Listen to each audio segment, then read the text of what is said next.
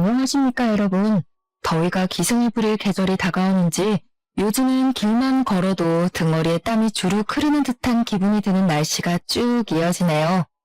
이런 계절이 돌아오면 저에게 일어났었던 지난 과거의 사건이 하나 떠오르는데 저에게 참 잊지 못할 사건이기도 하고 잊으면 안 되는 사건이기도 해서 아직 기억이 생생합니다. 제가 이 익명의 공간을 찾아와 사연을 쓰게 된 것도 모두 그때 있었던 사건을 여러분들께 이야기하고 싶은 마음에서 시작된 것이랍니다. 저는 지금 40대에 막 접어든 나이이고 지난 사건 모두 몇 년 전에 일어난 과거 사건이지만 이렇게 속 시원하게 털어놓기까지 꽤 오랜 시간이 흐르게 되었네요. 여자로서 이런 일이 치욕스럽게 느껴지기도 했고 제 자존심을 많이 깎아먹는 일이라 느껴지기도 했지만 세월이 흐르니 저도 성장을 했는지 의연해지게 되었습니다. 제가 어떤 일을 겪었는지 궁금하시죠? 대부분 이 사연을 들어주실 분들이 여성분들일 거라 생각을 하는데 제 이야기가 많이 공감되실 수도 있을 것 같네요. 제가 어떻게 이 험한 세상을 헤쳐나가게 되었는지 지금부터 제 이야기 한번 들어주시면 감사하겠습니다. 저는 대학 시절부터 8년이라는 시간을 함께한 남자친구가 있었습니다. 8년이라는 시간을 함께하다 보니 정말 누구보다 가족 같고 누구보다 더 빠르게 제 감정을 확인하고 살펴주는 사람이어서 제가 참 많이 의지를 했던 남자였습니다.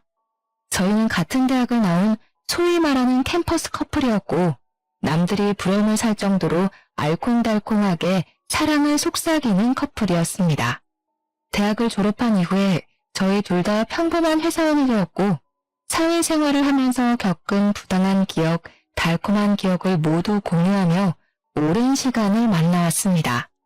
그렇게 오랜 세월을 함께했으니 당연한 수순으로 저희는 29살이 되던 해에 결혼을 약속하게 되었고 아직도 프로포즈를 받았던 그날이 생생하게 기억이 나기도 합니다.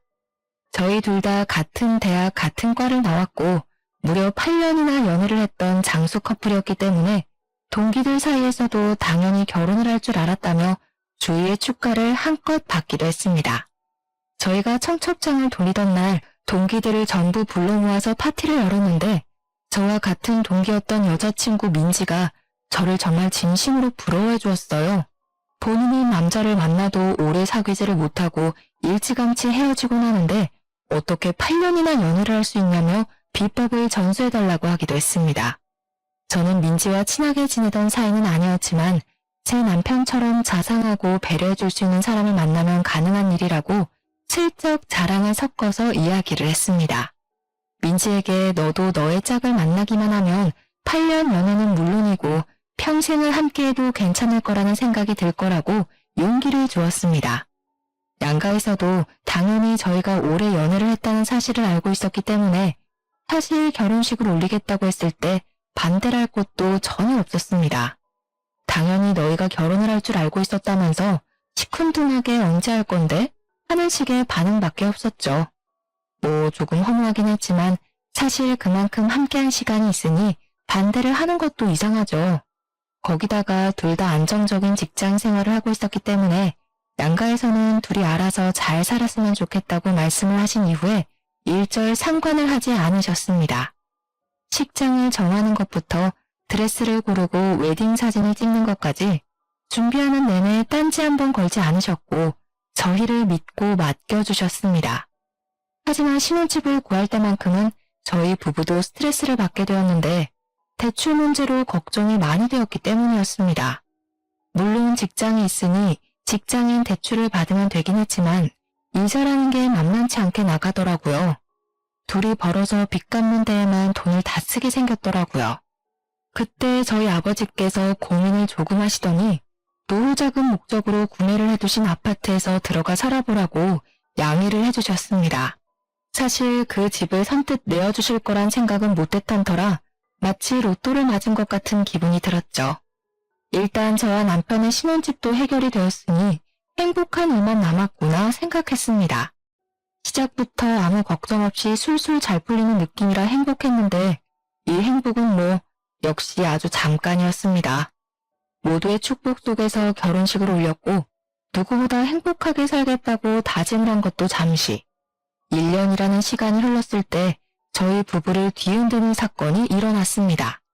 그것은 바로 남편이 다니던 회사가 크게 부도가 나게 되면서 남편 회사 직원들이 대거 실직자가 되어버린 사건이 일어났기 때문이었습니다.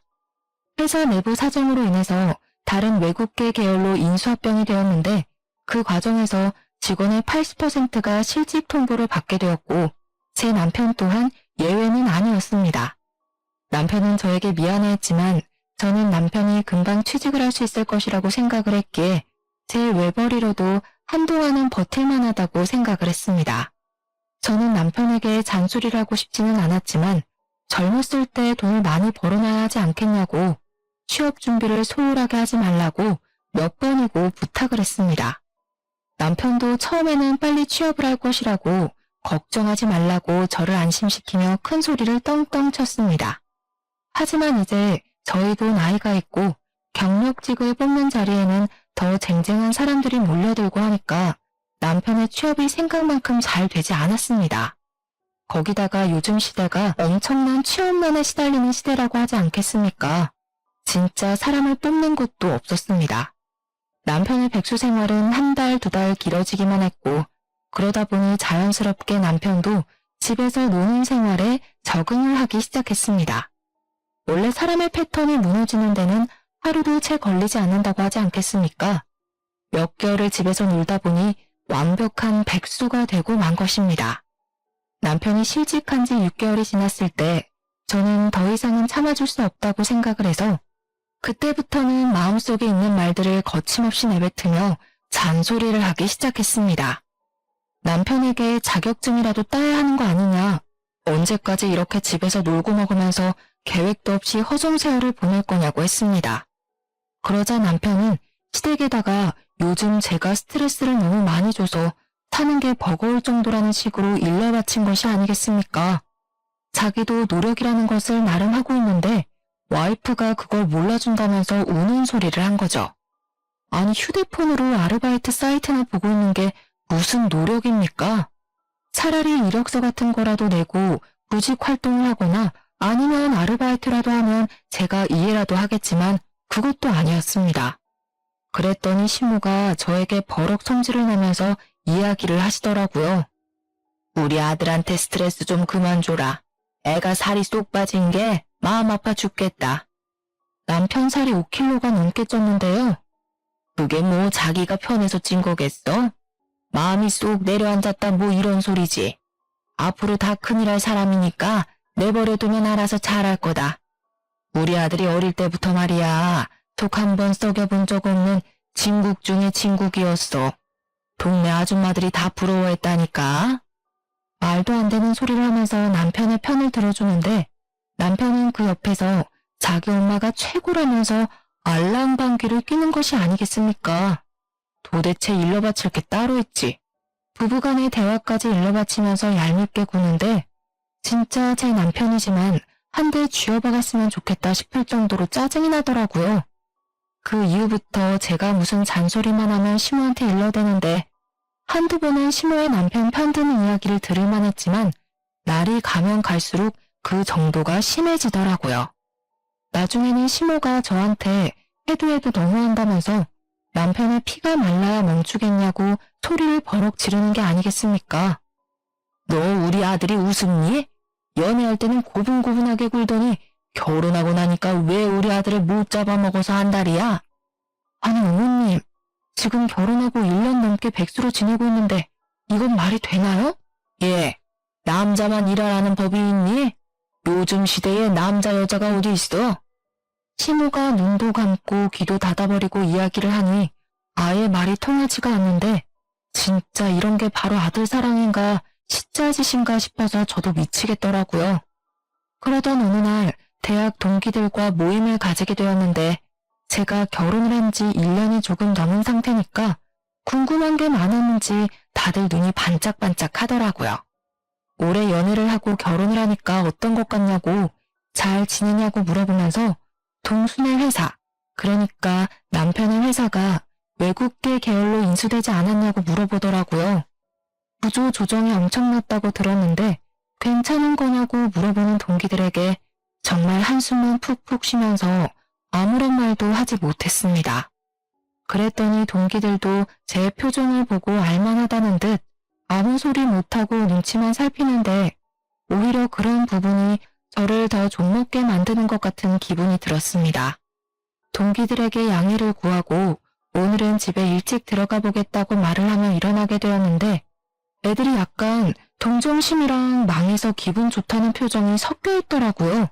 순간 느껴지는 적대감에 어이가 없어서 이런 것들을 친구라고 생각하고 지냈나 싶은 마음이 들고 참 말로 설명할 수 없는 기분이 들었습니다. 원래 남의 불행이 본인의 행복인 사람들이 덜어 존재하기는 하지만 오랜 시간 친했던 친구들이 그럴 줄은 몰랐으니까요. 아무튼 서둘러서 그 자리를 떠나는데 민지 기억하시죠? 저랑 같은 과를 나오기는 했지만 별로 친하지 않았던 그 친구가 저를 따라 나오더라고요. 수정을 하면서 제 이름을 부르더니 할 말이 있다고 하더니 민지가 창업을 했는데 액세서리를 파는 쇼핑몰을 오픈했다고 하는 게 아니겠습니까? 탐험이 이런데 설마 물건을 사라고 하는 건가 싶어서 시큰둥하게 그래서 어쩌라는 식으로 물어보았더니 민지가 웃으면서 그러더라고요. 친구 좋다는 게 뭐야? 나 지금 택배 업무랑 잡일을 할 사람을 구하고 있는데 혹시 동수가 시간이 되면 우리 쇼핑몰에서 일할 생각 있냐고 물어봐 줄래? 그 순간 저는 민지의 등 뒤에서 새하얀 빛이 보이는 듯한 기분이 들었습니다. 한마디로 제 구세주나 다름없어 보였죠. 민지는 사업장이 5인 미만 사업장이라 4대 보험의 혜택은 받을 수 없지만 업장이 커지게 되면 당연히 4대 보험까지 넣어주겠다고 하더라고요. 저한테 제가 동수 때문에 힘들어하는 게 너무 눈에 보인다고 남편에게 물어봐주고 하겠다고 하면 바로 출근시켜달라고 했습니다. 저는 집으로 달려와 민지가 했던 이야기를 남편에게 고스란히 전했고 4대 보험이 안 되는 것은 아쉽지만 나중에 해준다고 하더라 하면서 남편을 설득하기 시작했습니다. 언제까지 집에서 놀고 먹을 수만은 없지 않냐. 월급이 많은 편은 아니라도 그거 벌어오면 우리 살림이 훨씬 더 보탬이 될 거라고 남편을 꼬시기 시작했습니다. 남편이 귀가 솔깃한 건지 업장이 어디에 있냐고 물어보더라고요. 저는 민지에게 남편이 궁금해하는 모든 것을 물어봐주고 연결까지 시켜주게 되었습니다. 드디어 남편이 1년 3개월 만에 백수 생활을 청산하고 민지가 운영하는 액세서리 사업장에서 일을 하기 시작했습니다.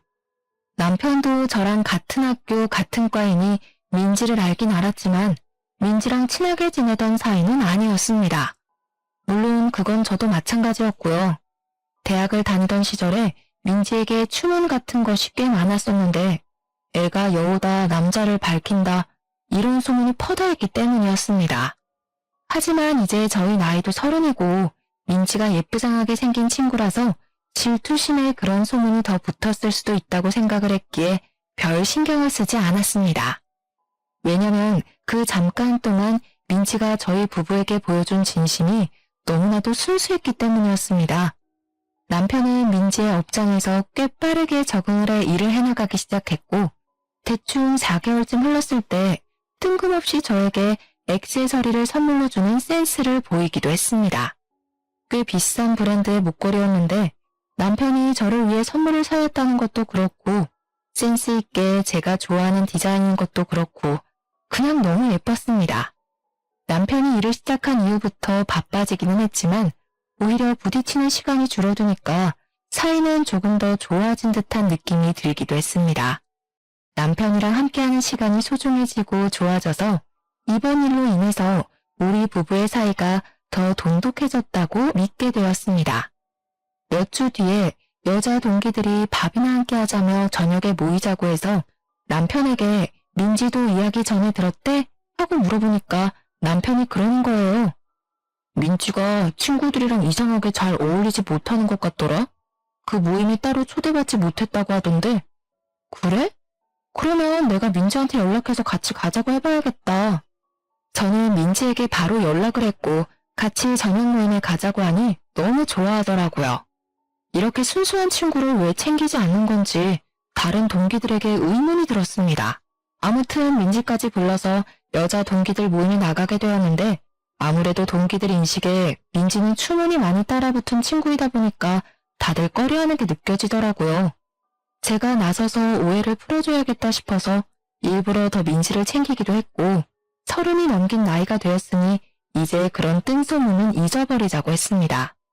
민지랑 한참 이야기를 하고 있는데 민지가 덥다면서 셔츠 단추 하나를 풀더라고요. 근데 민지가 차고 온 목걸이 디자인이 너무나도 낯이 익은 겁니다. 남편이 저에게 선물을 해주었던 디자인과 똑같은 목걸이인 것이 아니겠습니까? 제가 빤히 쳐다보니까 그제야 제 목에 걸린 목걸이를 보더니 어색하게 웃으면서 같은 거네 하더라고요. 아, 나는 남편이 선물로 사줬어. 민지 네 덕분에 남편이 나한테 이런 선물도 다 한다. 아, 진짜? 나도 선물 받은 건데. 우연도 대박이다. 그날 분위기 좋게 잘 즐겼다고 생각하고 미련 없이 친구들과 인사를 하고 집으로 돌아오는데 동기 중에 한 명이 저에게 전화를 해서 받았습니다. 민지, 네가 데리고 나온 거라며? 우리 나이도 30인데 겉도는 동기들 하나하나 챙겨서 같이 놀면 좋지 뭐. 인맥이라는 게 어떻게 쓰이게 될지 모르잖아. 너 민지 소문은 알고 그러는 거야? 난 걔 좀 깨림칙해. 걔 대학 다닐 때도 말 많았잖아. 도대체 우리 나이가 몇 살인데 아직도 그런 걸 신경 쓰니? 수정이 네가 아무것도 모르네. 그거 뜬 소문 아니고 대학 다닐 때 캠퍼스 커플 브레이커로 엄청 유명했잖아. 나이 먹고서는 유부남이랑 불륜하다가 걸린 적도 있다던데. 정확한 사실인지는 알 수 없지만 그런 이야기를 듣고 나니 괜히 민지의 업장에 남편을 소개해 준 것인가 하는 생각이 들면서 찝찝한 마음이 들었습니다. 여자의 촉이라는 게 진짜 대단하지 않습니까? 어쩐지 찝찝한 마음이 든다고 했더니 사건이 여기서부터 제대로 터지기 시작했습니다. 남편이 어느 날부터 계속 얼굴에 어두운 그림자가 드리우는 것이 아니겠습니까? 제가 남편이 수상한 행동이 참지 못하고 무슨 일이냐고 물어보았습니다. 사실 내가 그동안 말을 하지 못한 게 있는데 내가 용돈을 받은 거 모아서 주식 투자를 했는데 그게 진짜 초대박이 난 거야. 그래서 신이 나서 조금씩 돈을 모아서 투자를 했는데 투자금의 몇 배 이상의 돈이 불어나기 시작하는 거지. 그래서 내가 너무 신이 나서. 그래서? 내가 대출을 받아가지고 크게 투자를 한 번 했는데 그 회사 주식이 갑자기 고꾸라지면서 원금을 다 잃은 것도 모자라 대출 빚을 지고 말았어. 저는 그 말에 너무나도 충격을 받아서 한동안 정신을 차리지 못하고 멍한 상태로 남편의 얼굴을 바라보기만 했습니다. 저는 도저히 혼자 감당해낼 수 있는 수준이 아니라고 생각이 들어서 시댁에 이 이야기를 했는데 정말 시댁에서는 뻔뻔하게 나오는 게 아니겠습니까? 남자가 살면서 그런 실수도 한 번쯤은 할 수 있지. 너도 돈 벌고 있지 않니? 같이 벌어서 갚아나가면 얼마 안 걸릴 거다. 저희가 부모님의 노후자금이나 다름없는 아파트에 들어와 대출 없이 살기 시작한 이유가 돈을 모으기 위해서였는데 갑자기 여기서 예상치 못한 구멍이 뚫린 거죠. 저는 고민에 쌓여 결국에는 이자를 지불하는 게 더 손해라는 생각에 붓고 있는 적금을 끼겠다고 했더니 남편이 저에게 기가 막힌 묘수가 있다는 게 아니겠습니까? 저는 지푸라기라도 잡아야 한다는 심정으로 남편에게 묘수가 무엇이냐고 물어보았고 남편은 우리가 위장 이혼을 하면 된다고 말을 하더라고요. 저는 순간 제가 무슨 소리를 들은 건가 싶어서 뭘 하자고 하는 거냐고 다시 한번 되물어봤는데 남편이 위장 이혼이라고 대답을 하더라고요. 내가 주식 투자를 한 사람들끼리 모여있는 톡방에 들어가 있는데 거기서 지금 다들 위장 이혼을 한다고 난리래. 투자 손실 난 것만큼 어쨌든 갚아야 하는데 내 명의로 된 재산이라도 지켜야 하지 않겠나 뭐 이런 의미로 한다더라고. 남편의 말에도 일리가 있다는 생각이 들었습니다. 모든 재산을 제 명의로 돌려놓고 위장 이혼을 하면 남편이 파산 신청을 해도 안전하니까요. 물론 이런 일이 불법이라는 것을 알고는 있지만 정작 제 코가 석자의 마당에 물불 가릴 때가 아니지 않겠습니까? 거기다가 남편이 계속해서 저를 설득해오니 저도 혹하더라고요. 어차피 주소만 시댁으로 바꾸는 거고 같이 사는 거야 문제가 없다고 서류상으로만 이혼을 하자고 하더라고요. 저는 한 달 동안 고민을 하고 남편의 꾸준한 설득 끝에 결국 위장 이혼이라는 것을 하게 되었습니다. 저희 부부는 서류상으로 협의이혼을 진행했고 아이가 없었기 때문에 한 달 만에 이혼이 성립되었습니다. 그런데 이혼을 마무리 지은 그날부터 남편이 정말 제 눈에도 보일 정도로 변하기 시작했습니다. 저는 급작스러운 변화에 상황 파악이 잘 되지 않을 정도였습니다. 분명 우리는 서류상으로만 이혼을 했음에도 불구하고 남편은 정말 저와 이혼을 한 사람처럼 굴기 시작한 것입니다. 시댁에서 잠을 자고 오겠다고 언제 빚쟁이가 찾아올지 모르니 시댁에 붙어있는 게 좋겠다는 변명을 일삼았습니다. 시댁에서는 저희의 위장 이혼을 몰랐거든요. 남편이 굳이 위장 이혼을 하는 마당에 양가에 알릴 필요가 있겠냐고 했던 터라 말을 하지 않았던 것이었습니다. 남편은 그 이후에도 이 핑계 저 핑계 댈 수 있는 모든 핑계는 다 대면서 집에도 안 들어오기 시작했습니다. 맨날 무슨 돈이 있어서 그렇게 술을 마시러 다니는 건지 전화를 해도 안 받기 일쑤였고 문자를 보내봐도 다음 날이나 되어서야 겨우겨우 연락이 도착했습니다. 남편이 허튼 짓을 하고 다닐 사람이 아니라는 걸 그간 만났던 세월로 잘 알고 있지만 연락이 잘 되지 않으니 너무나도 답답했습니다. 혹시 빚쟁이들에게 해코지를 당하고 있는 건 아닌지 저는 매일매일 불안한 생활을 하게 되었습니다. 하도 걱정이 되니까 민지에게 가끔 남편이 일을 잘하고 있는지에 대해 물어보았고 민지는 저에게 출근도 잘하고 있고 일도 잘하고 있다는 상투적인 답장을 보내주었습니다. 그런데 자꾸 제 머릿속에 이러면 안 되지만 동기 친구들의 말이 문득문득 떠오르는 겁니다. 민지가 유부남이랑 불륜을 저지른 적도 있다던 그 말이요. 저는 애써 무시를 하려고 애를 썼지만 그러면 그럴수록 집에 오지 않는 남편에 대한 불신과 의심만 커져갔습니다. 그러다가 판도라의 상자를 제대로 열어버리고 말았습니다. 하루는 동기가 저에게 조심스럽게 당장 만날 수 있냐고 시간 되면 잠깐 보자고 연락이 왔더라고요. 시간이 된다고 만나자고 하고 제 답답한 속을 털어놓을 겸 만났는데 그 동기가 계속해서 제 눈치를 살피는 게 아니겠습니까? 뭔가 하고 싶은 말이 있어 보였습니다. 무슨 일이냐고 물어보니 저에게 고민 끝에 사진을 하나 보여주는데 백화점 액세서리 매장에서 제 남편이랑 민지가 팔짱을 끼고 쇼핑을 하고 있는 사진이었습니다. 제가 놀라서 동기를 바라보니까 동기가 저에게 드디어 하고 싶은 말을 하더라고요. 이거 봐, 이 둘이 바람난 거 아니야? 행동이 너무 자연스러워서 나도 모르게 사진을 찍었다니까. 지난주 이후에 선물 받은 건 없어? 요즘 대출 문제 때문에 남편이랑 연락도 잘 안 되고 집에도 아예 안 들어와. 이 정신 나간 년놈들이 바람났네. 내가 민지 조심하라고 몇 번을 말했어? 걔 이런 적이 한두 번이 아니라니까. 내가 수정이 네가 민지 챙길 때 정신 나갔냐고 물어봤던 거 기억하지? 동기는 저에게 열불을 쏟아내며 말을 했지만 저는 그 사진에서 눈을 떼지 못하며 아무 소리도 듣지 못하는 사람처럼 한참을 멍하니 있어야만 했습니다. 그래서 저는 남편을 미행해서 제가 생각하는 것처럼 정말 둘이 바람을 피우는 게 맞는지 확인을 해보기로 결심을 하게 되었습니다. 드라마에서 보면 다들 잘만 흔적을 찾아내고 현장을 잡아내던데 현실과 드라마는 엄청난 차이가 있더라고요.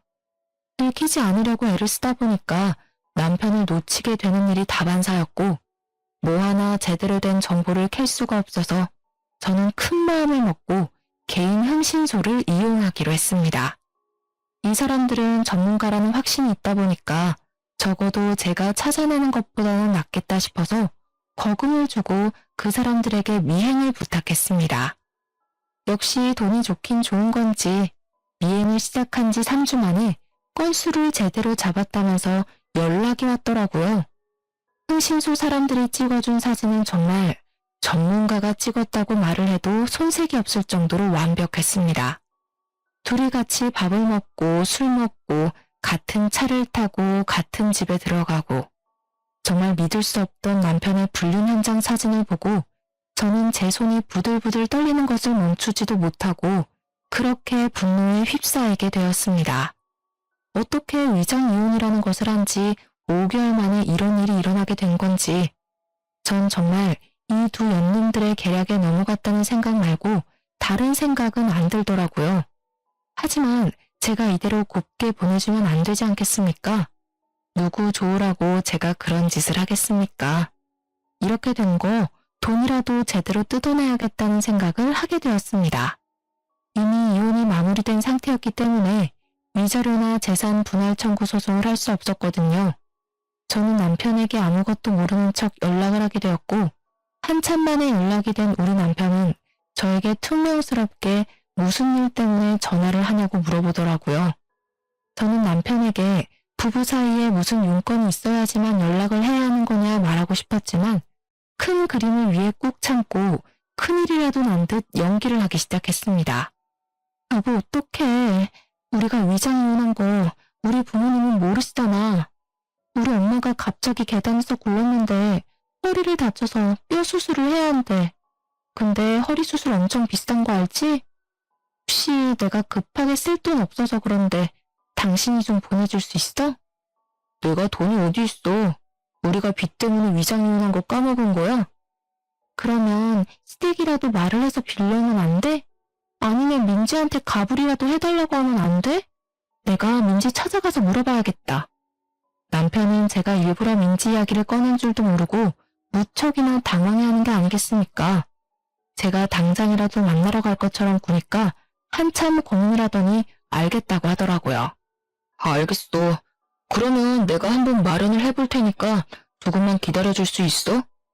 남편은 1시간 동안 돈을 빌리려고 알아보러 다니기라도 한 것인지 1시간 뒤에 저에게 정확하게 얼마가 필요한 거냐고 물어보았고 저는 일부러 큰 액수를 불렀습니다. 냅다 수술비 2천만 원에 입원을 장기간 하고 재활치료도 해야 하는 입장이니 넉넉하게 3천만 원 정도가 있으면 좋을 것 같다고 말을 했습니다.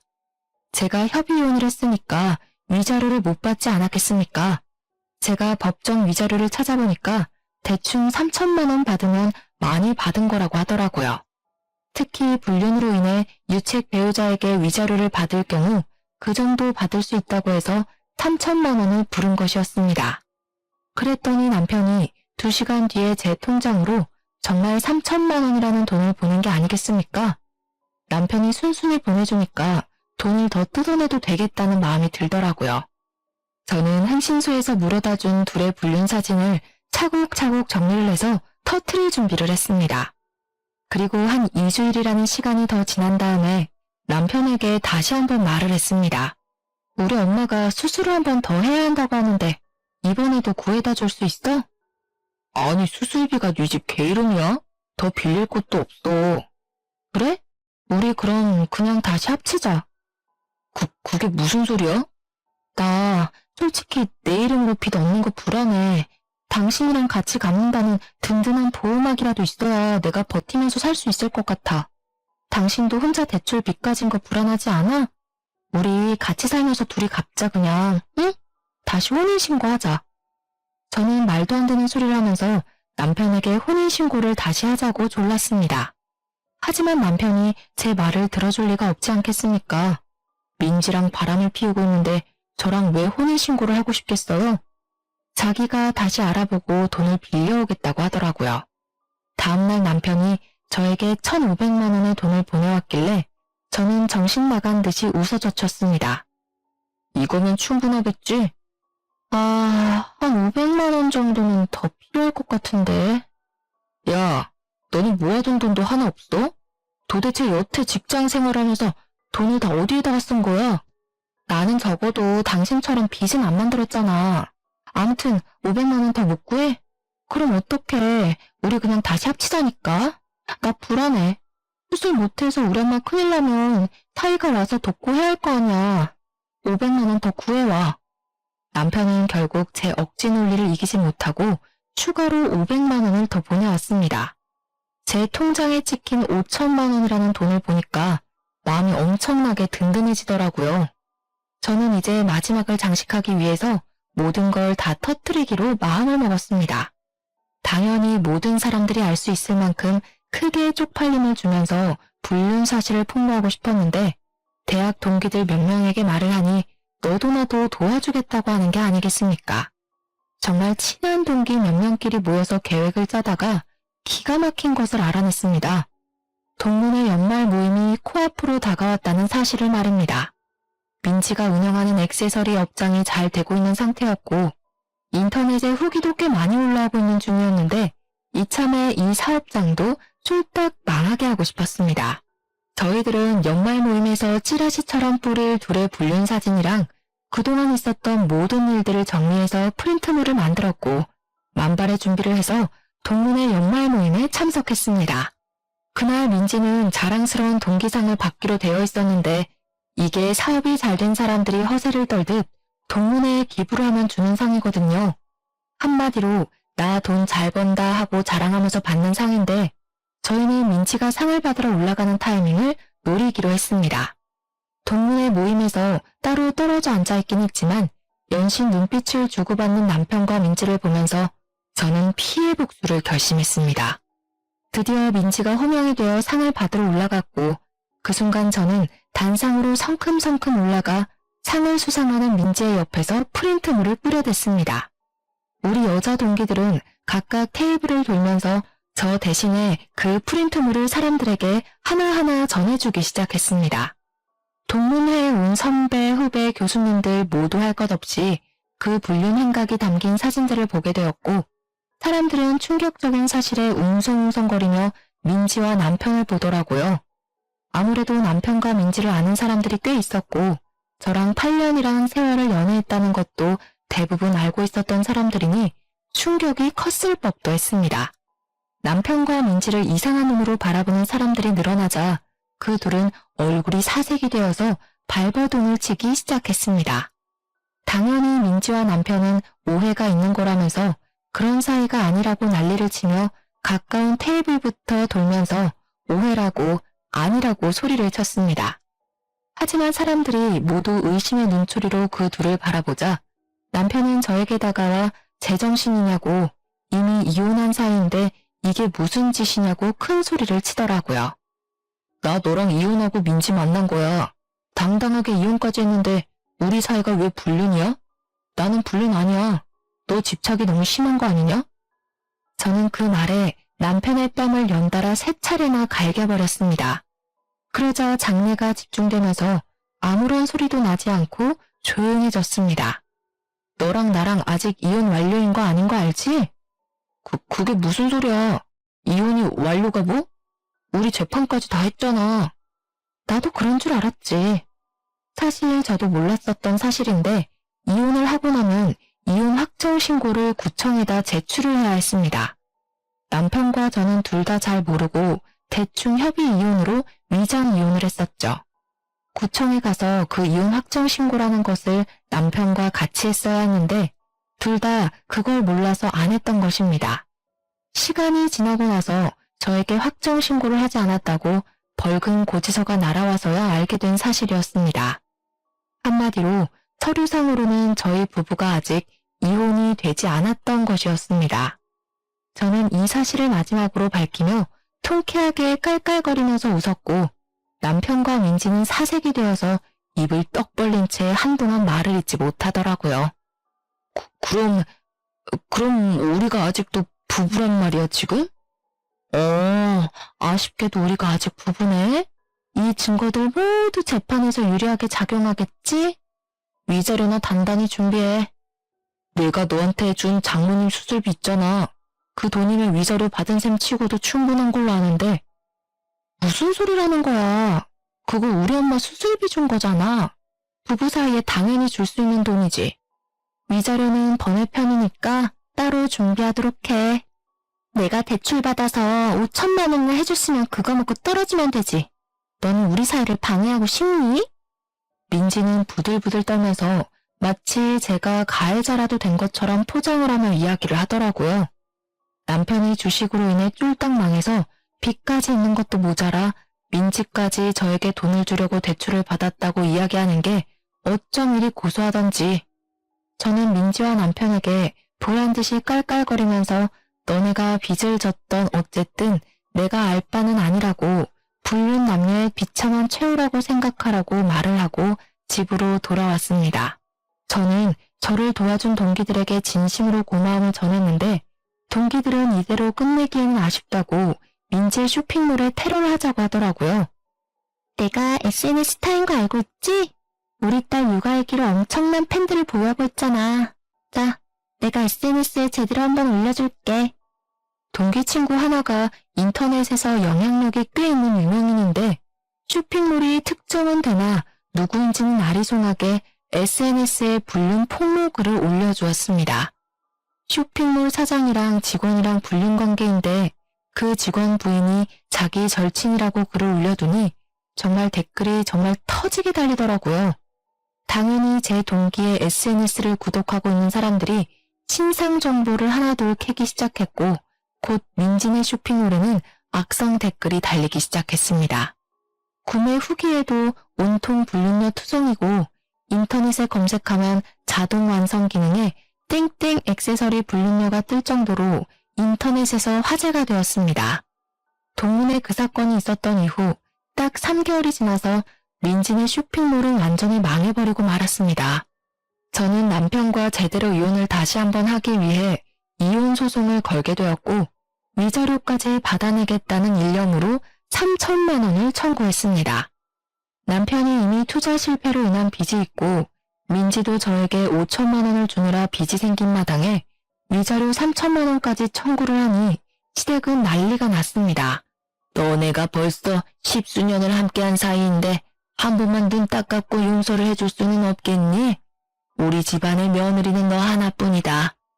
그동안 계속 저를 은근히 구박해온 시모가 깨갱하고 숙이면서 이야기를 하는데 고소한 마음이 들면서도 어이가 없더라고요. 저는 저 인간이랑 다시 합치고 뭐고 할 생각 전혀 없거든요. 돈이나 마련해 두세요. 민지와 남편도 저를 찾아와서 무릎을 꿇고 정말 사정사정을 했습니다. 사업장이 망한 데다가 갚아야 할 부자재 거래 대금도 있고 빚도 생겼다고 하면서 자기들이 사죄를 하겠다고 한 번만 용서를 해달라고 손이 발이 되게 빌었습니다. 저는 이참에 마지막 장식을 해야겠다는 아이디어가 떠올랐고 그들에게 물어보았습니다. 그럼 내가 너네 둘 헤어지라고 하면 헤어질 거야? 그러면 너네 둘이 서로 뺨 때리고 싸워봐. 그거 보고 내가 속이 풀리면 위자료 청구는 취소할게. 민지는 누나를 굴리면서 제 눈치를 보는데 그 말이 끝나기 무섭게 남편이 민지의 뺨을 확 치는 것이 아니겠습니까? 민지는 뺨을 얻어맞고는 지금 자기를 때린 거냐면서 남편의 머리채를 잡고 쥐어 흔들기 시작했습니다. 갑자기 둘이 치고받고 싸우면서 물어뜯는데 그걸 보고도 저는 별 감흥이 생기지 않더라고요. 통쾌하긴 했지만요. 도대체 얼마나 세기말 사랑인가 궁금했는데 고작 그런 걸로 서로 뺨 때리고 머리 쥐어뜯고 싸우는 꼴이 우습기만 했습니다. 제가 그 자리를 박차고 일어나 나오는데 갑자기 둘 다 거짓골을 하고 따라와서는 자기들이 이렇게까지 했으니 3천만 원 청구한 거는 물러주냐고 하더라고요. 내가 왜 그래야 하는데? 너네 둘이 싸우든 말든 헤어지든 말든 지지고 볶던 관심 없어. 나는 그냥 내가 받아야 할 돈 받는 거야. 너한테는 혼인 파탄 책임 위자료, 너한테는 상간녀 위자료. 그러고는 침 한 번 시원하게 그들의 발 앞에 뱉어주고 당당하게 뒤돌아 나왔습니다. 그 이후요? 당연히 제가 이혼 소송에서 승소를 했고요. 위자료 또한 1천만 원을 받게 되었습니다. 조금 아쉽긴 하지만 법원이 호락호락하진 않더라고요. 그래도 1,000만 원이라는 위자료를 각각에게서 챙기게 되었으니 총 7천만 원이라는 돈을 그 둘에게서 뽑아낸 격이었습니다. 신혼집은 부모님 명의였기에 남편의 짐은 다시댁으로 보내버렸고 저는 다시 친정으로 돌아와 직장 생활 열심히 하고 있는 중입니다. 남편과 민지는 둘이 서로 뺨 때리고 싸운 이후에 감정의 골이 깊어진 건지 뭔지 헤어졌다는 소문이 귀에 들려오더라고요. 남편은 폐인이 다 되어서는 저에게 울면서 한두 번 전화가 오긴 했었는데 제가 미쳤다고 그런 전화를 받아주겠습니까? 차단했습니다. 저는 솔직히 속도 많이 상하기도 했고 우울함이 찾아오기도 했었습니다. 그런 찌질이를 10년이 넘는 시간 동안 내 사람이다 하고 지낸 게 억울해서요. 이 마음을 훌훌 털기 위해서 저는 마음치료소에서 상담을 받기도 하고 새로운 취미를 하나 가져보라고 해서 테니스까지 시작을 했습니다. 몸을 안 쓰다가 쓰려고 하니까 삐걱거리기도 하고 멍도 들고 힘이 들긴 한데 운동하면 막 아드레날린이 샘솟는 기분이더라고요. 우리 부모님께서도 저에게 고생 많았다고 잘 대처한 거라고 해주셔서 지금은 진짜 마음 다 털고 행복한 생각만 하면서 살고 있습니다. 몇 년이 지난 지금 저는 여전히 대학 동기들과 잘 지내고 있고 남편이랑 민지는 얼굴도 들이밀지 못하고 쥐 죽은 듯이 산다고 하더라고요. 일에서 남의 마음에 상처를 주고 뒤통수를 치면 안 된다는 걸 다시 한번 깨달았습니다. 결국 자기들에게 부메랑이 되어서 돌아오지 않겠습니까? 앞으로는 다들 저처럼 당하지 마시고 부디 정신 똑바로 차리고 세상을 살아가셨으면 좋겠습니다. 그리고 만약 이런 뒤통수를 맞았더라도 꼭 의연하게 대처하시길 바라면서 저의 글은 여기서 줄이도록 하겠습니다. 감사합니다.